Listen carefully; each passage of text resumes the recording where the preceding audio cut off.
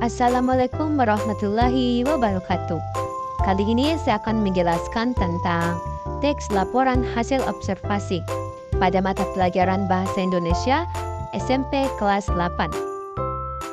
Yang pertama, mengenal teks laporan hasil observasi.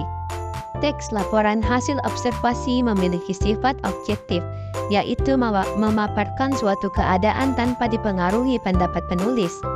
Teks laporan hasil observasi adalah tulisan yang berisi penjabaran umum atau melaporkan sesuatu berupa hasil observasi. Adapun ciri-ciri teks laporan hasil observasi, yaitu yang pertama, bersifat faktual. Informasi yang disajikan harus sesuai dengan hasil observasi. Yang kedua, bersifat tujuan dan universal. Teks laporan hasil observasi harus disajikan sesuai dengan keadaan objek yang sebenarnya di lapangan, tanpa dipengaruhi pandangan atau pendapat pribadi, dan tidak memihak kepada pihak tertentu. Lanjut, mengenal topik dan gagasan utama dalam teks laporan hasil observasi. Yang pertama itu topik. Topik merupakan ide atau pokok pembicaraan dalam teks atau karangan yang menggambarkan keseluruhan isi karangan. Gagasan utama merupakan ide utama atau inti pembicaraan yang ada dalam sebuah paragraf. Gagasan utama juga disebut ide pokok. Struktur teks laporan hasil observasi. Sebuah teks laporan hasil observasi memiliki struktur. Struktur berarti susunan.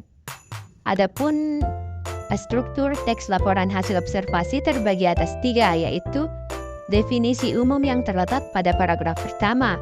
Yang kedua, deskripsi bagian yaitu penjelasan mengenai objek yang dibahas pada bagian deskripsi umum. Yang ketiga, simpulan.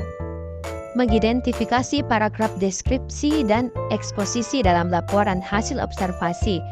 Paragraf deskripsi bertujuan menggambarkan suatu hal secara detail, sedangkan paragraf eksposisi bertujuan untuk menguraikan atau menyampaikan sebuah informasi. Mengenal tanda baca dan penulisan kata berbahasa asing dan daerah.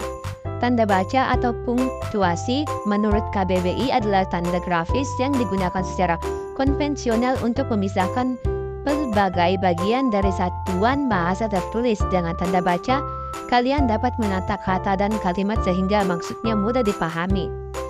Kata dari bahasa daerah yang ditulis dengan menggambarkan huruf miring dalam misal yaitu karupuakua.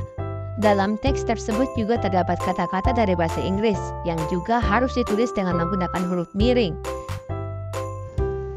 Adapun maksud dari tanda baca. Yang pertama, tanda titik. Tanda titik mempunyai beberapa fungsi dan salah satunya dipakai untuk mengakhiri kalimat. Sedangkan tanda koma mempunyai beberapa fungsi dan salah satunya dipakai untuk pemerincian 3 unsur atau lebih yang digunakan dalam satu kalimat. Sedangkan tanda titik dua juga mempunyai beberapa fungsi dan salah satunya dipakai di akhir pernyataan yang diikuti dengan pemerincian. Mungkin itulah penjelasan dari saya, lebih dan kurangnya mohon dimaafkan karena saya hanya manusia biasa yang tidak luput dari kesalahan. Sekian dari saya, terima kasih.